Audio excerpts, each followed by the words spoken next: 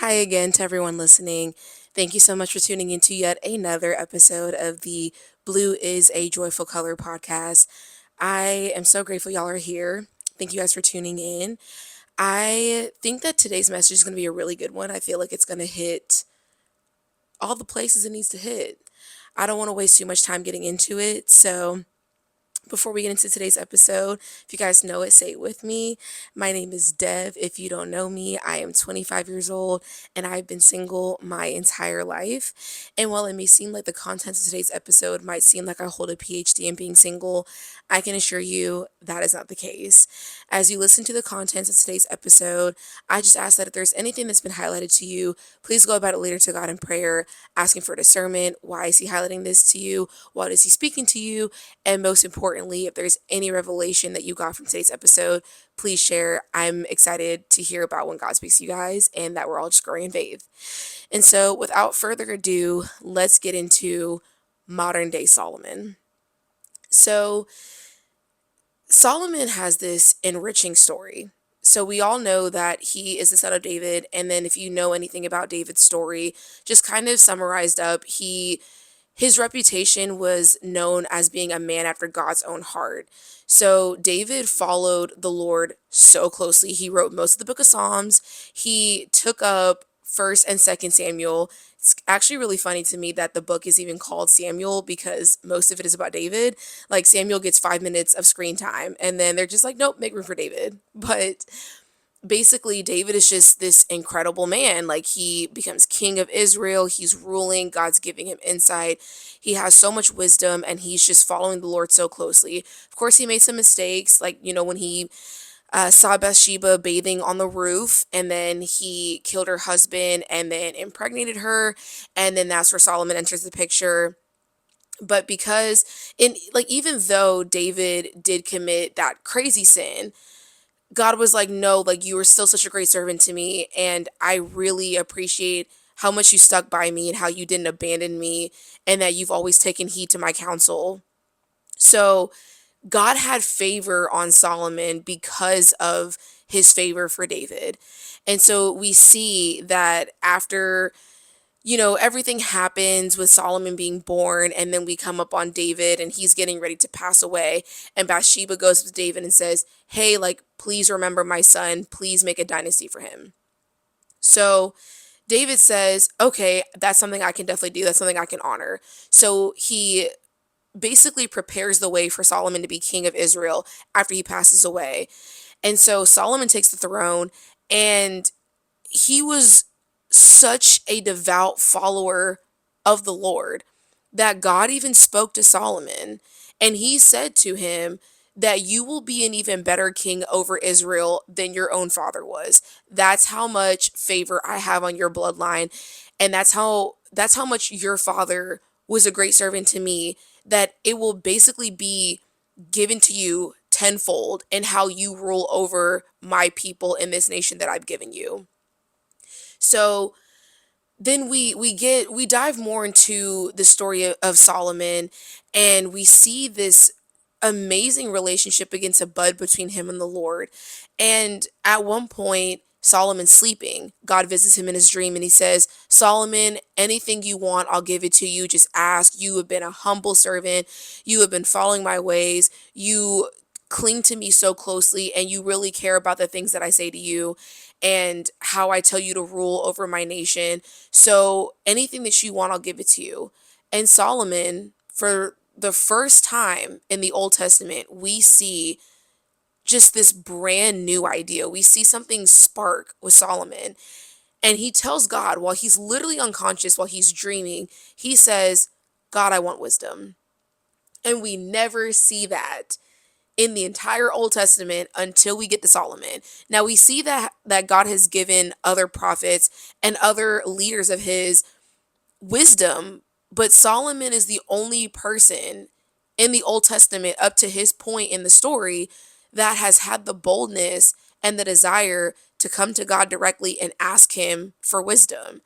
And so God's like, that's all you want? I can give you more. But Solomon's like, nope, I want wisdom. That's literally it. I just want to be able to have better understanding for when you speak to me and just be able to follow you that much more closely and be able to listen to you so I can be a better ruler than I currently am. So God grants Solomon wisdom, and it's just so beautiful how it begins to unfold. And then we see the wisdom that Solomon is given and that he is just so beautifully blessed with. And then we see books like Songs of Solomon, we see Ecclesiastes, we see Proverbs. Proverbs is a very, very huge book of the Bible that highlights Solomon's wisdom.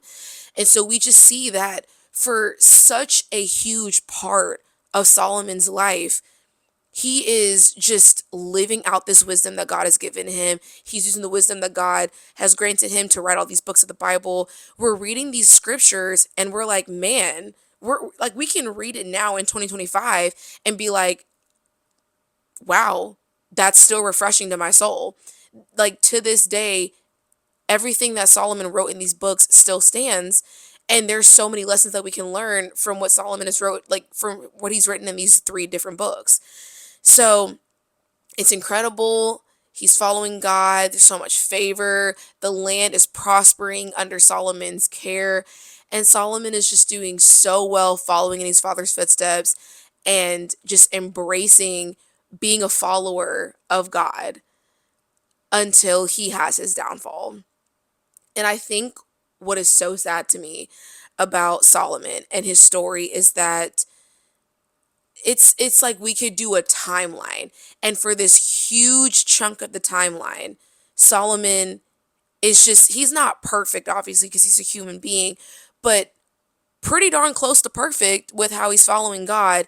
And then that last little chunk of his life, he acquires all these different wives and concubines, and he falls away from God. He abandons the Lord, and he's just doing evil in the Lord's sight by worshiping these false gods, by having these idols. And it's just so sad how his life went from being so all about God and where the Lord has taken him from and where the Lord has led him to just now Solomon being caught up in all these different women, and that's all he cares about.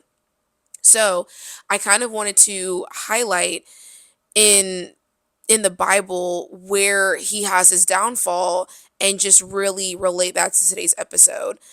So we're actually going to be in First Kings, and it's in chapter 11, and it's verses 1 through 10. And so it says, King Solomon was obsessed with women. Pharaoh's daughter was only the first, got to make sure I can see what I'm reading, was only the first of the many foreign women he loved: Moabite, Ammonite, Edomite, Sidonian, and Hittite. He took them from the surrounding pagan nations of which God had clearly warned Israel. You must not marry them. They'll seduce you into infatuations with their gods. Solomon fell in love with them anyway, refusing to give them up. He had 700 royal wives and 300 concubines, 1,000 women in all, and they did seduce him away from God. As Solomon grew older, his wives beguiled him with their alien gods, and he became unfaithful. He didn't stay true to his God, as his father David had done. Solomon took up with Ashtoreth, the whore goddess of the Sidonians, and Moloch, the horrible god of the Ammonites. Solomon openly defiled God. He did not follow in his father David's footsteps. He went on to build a sacred shrine to Chemosh, the horrible god of Moab, and to Moloch, the horrible god of the Ammonites, on a hill just east of Jerusalem. He built similar shrines for all his foreign wives, who then polluted the countryside with the smoke and stench of their sacrifices.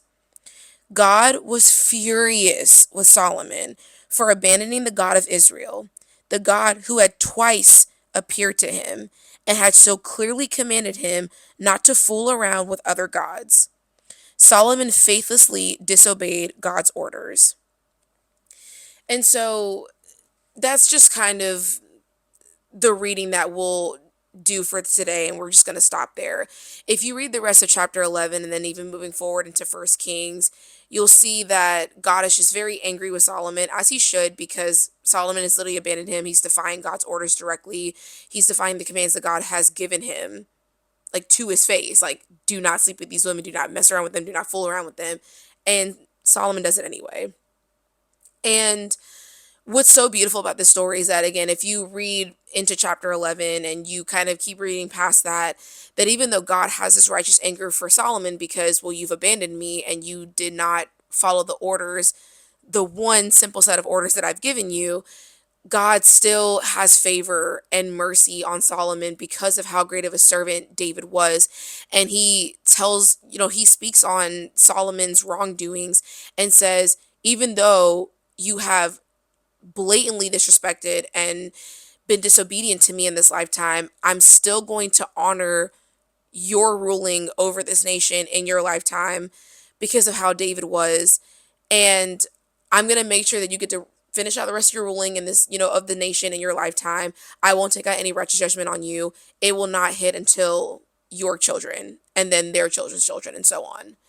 But I think what breaks my heart, specifically reading the story of Solomon, is that, again, when we read just that little excerpt from chapter 11, Solomon was a devout man of God for most of his life. And it wasn't until he got older that was when he started taking up his lifestyle and his way of living with these different women, and he started abandoning God. And it's kind of crazy because when you think about it, Solomon prayed for wisdom, right? Like, he prayed for wisdom, but it's wild because as he got older, he was losing that same wisdom that God had given to him. So I think that's something that we can really take from this story that's super important, is that you can pray for wisdom all you want to, but at the end of the day, if your wisdom is not aligning with your obedience, you will not have wisdom.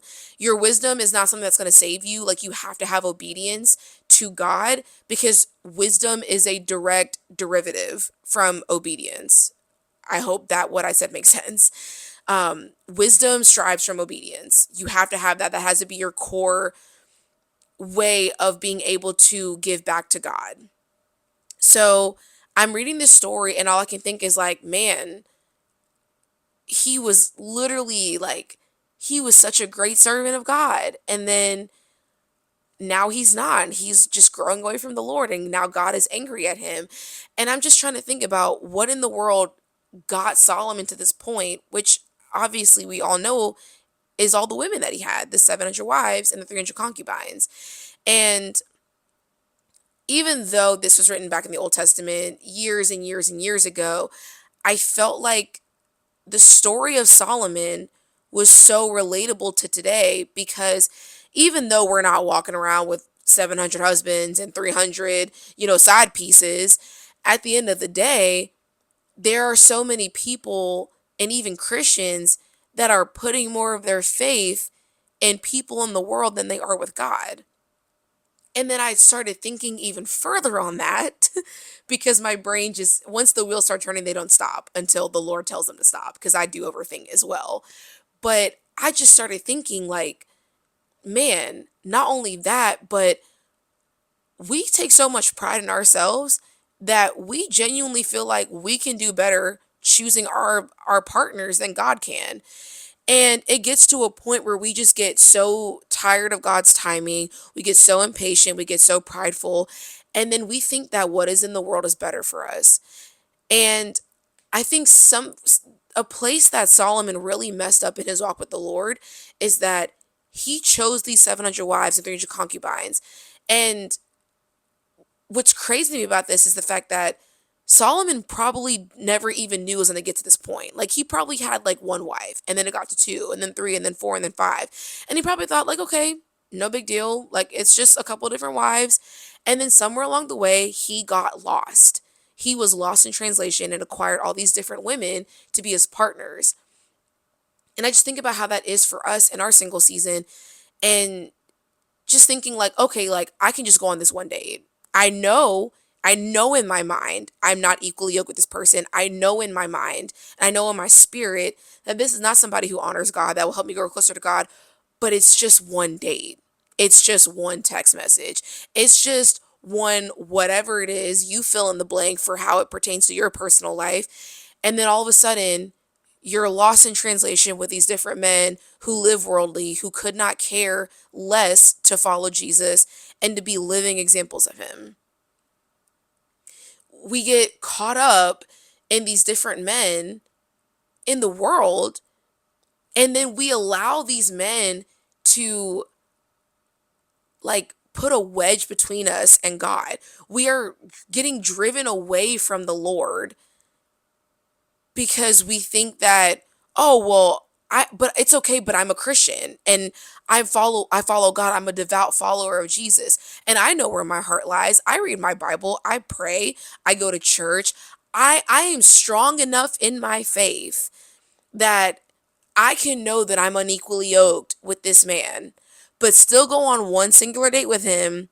And I know that I'll be just fine. I can cut it off whenever I'm ready. I can cut it off when I want to because I know that I'm strong enough to cut this off. Not even knowing that what you're getting yourself into is literally a black hole that Satan is trying to push you further and further in because you think that your faith is strong enough. But at the end of the day, we know what the Bible says. If there is temptation, flee from it, or just or fight the temptation. If you're not strong enough to fight the temptation, then flee from it.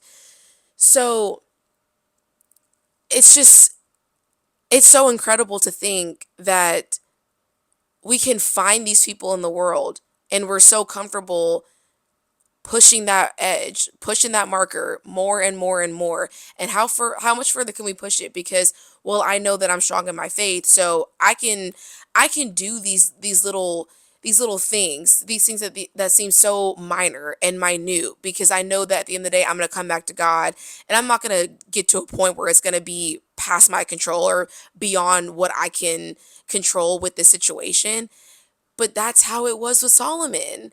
Like, there was probably a point in time where Solomon was like, oh, but God told me directly that I was going to be a better king over this nation than my own father was. And my father is known for his reputation of being a man after God's own heart.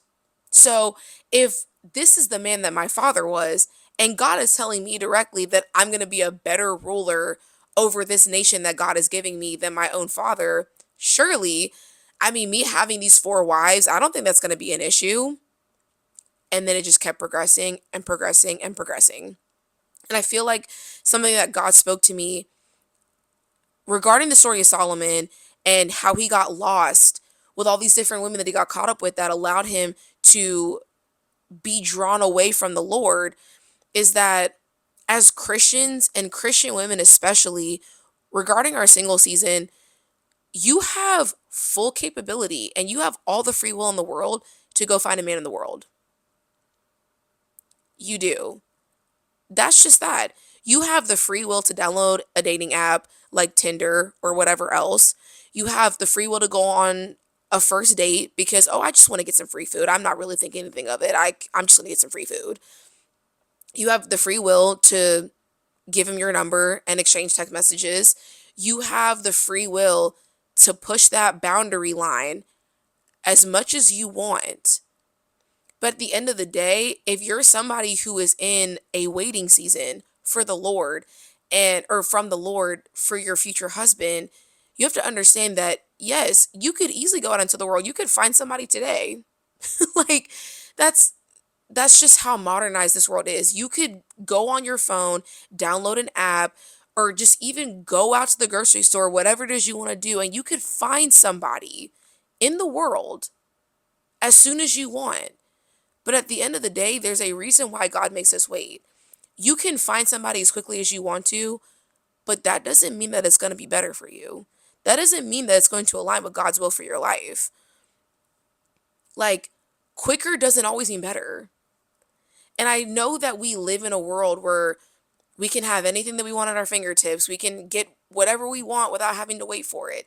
And we think that we can just equate that to how God is in our life and with our seasons that we go through and the different blessings that we're asking Him for and that we're believing for and praying for and fasting for because we see other people living out the desires that we've been asking God for this entire time.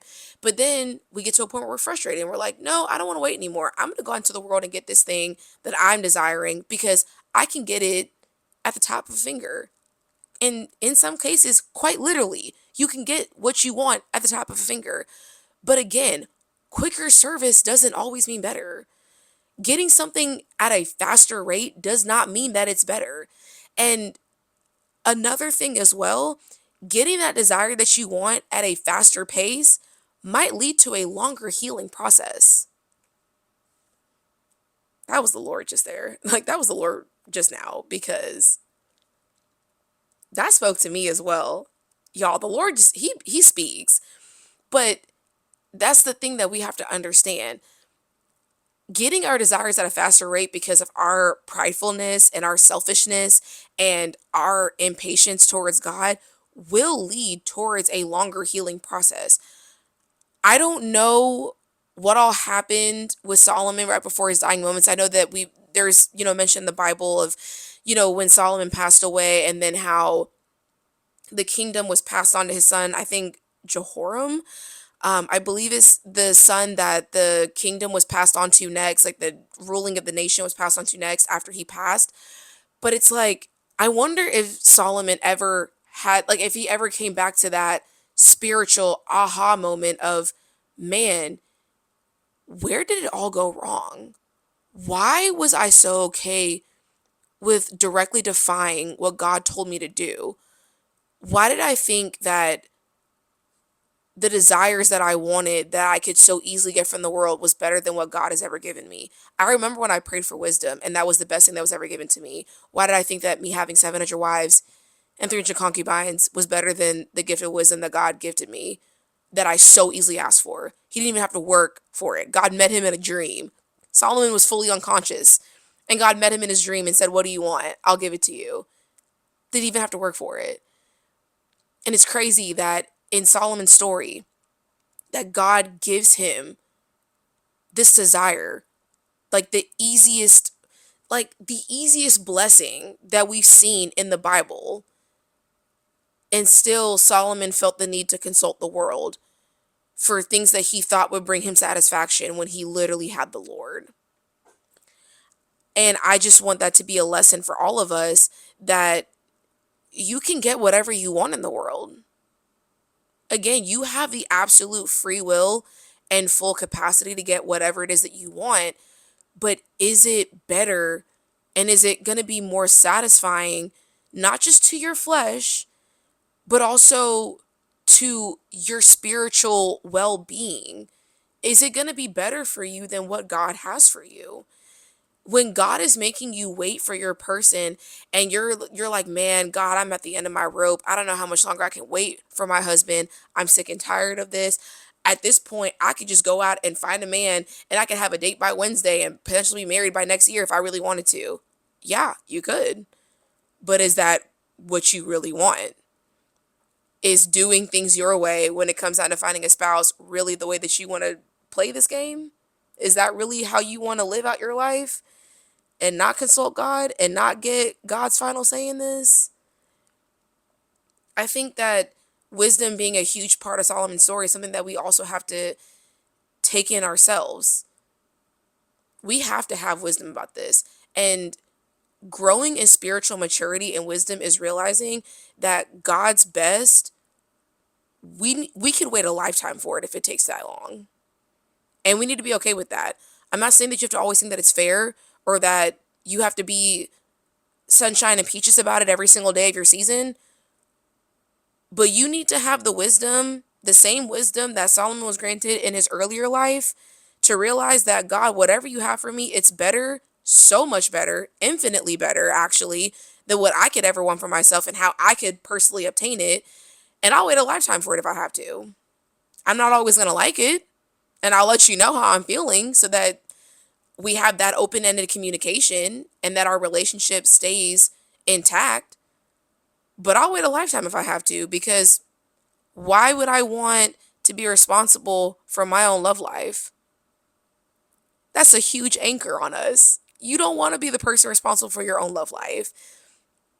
If you like, that's how you end up like Solomon, where you're just caught up in all these different men, and then you don't know what you want anymore. You don't even know what to look for, because everybody looks the same.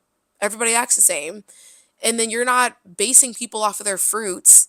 You're not spiritually and rightly judging them as to whether or not they would be a kingdom spouse. Now you're just seeing all men the same, and oh, well, all men are like this, so what's the point of dating anymore?